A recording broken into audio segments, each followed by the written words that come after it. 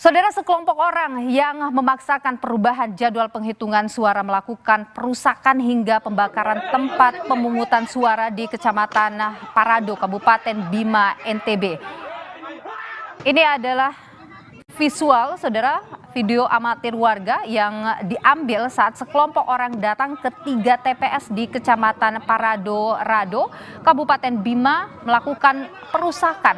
Mereka memaksa mengubah jadwal penghitungan surat suara setelah Pilpres langsung penghitungan surat suara DPRD Kabupaten Kota.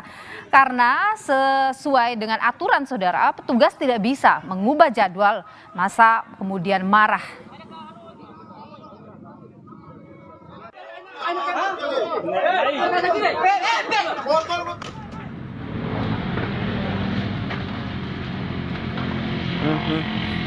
Tak hanya merusak TPS, saudara, mereka juga membakar kotak suara di TPS. Tak hanya di satu TPS, perusakan juga dilakukan di beberapa TPS. Dalam aksi ini, petugas bahkan sempat diculik dan diintimidasi. Kasus ini sudah dilaporkan ke KPU dan Bawaslu NTB.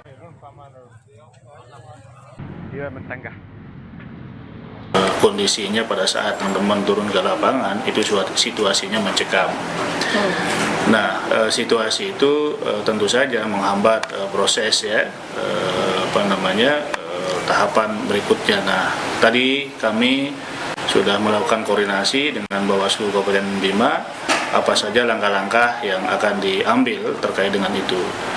Nah, informasi dari Bawaslu Kabupaten Bima siang tadi sekitar jam 2 akan berkoordinasi dengan KPU untuk mendiskusikan apa langkah-langkah lanjutan menyikapi peristiwa tersebut.